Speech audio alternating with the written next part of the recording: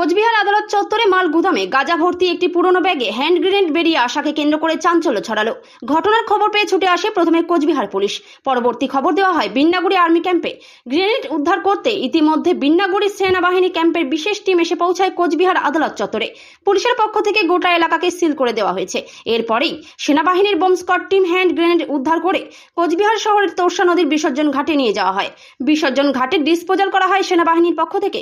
Police সূত্রে জানা গিয়েছে, গত 20 তারিখ মাল গুদামে হ্যান্ড গ্রেনেডটি পাওয়া যায়। এরপরে মাল গুদামটিকে সিল করে দেওয়া হয়েছিল। এর আগেও গত বছর ফেব্রুয়ারি মাসে একটি গ্রেনেড উদ্ধার হয়েছিল। তবে বারবার এভাবে আদালতের মাল গুদামে থেকে হ্যান্ড গ্রেনেড উদ্ধারের প্রশ্ন উঠেছে বহু। তার কারণ, এই মাল গুদামে বহু পুরনো গাঁজা থেকে শুরু করে ফেন্সিডিল রয়েছে। সেই ক্ষেত্রে আরো কোনো বড় বিস্ফোরণ রয়েছে কিনা তা নিয়ে রয়েছে প্রশ্ন। 3 বছর হয়ে গেল, আর কত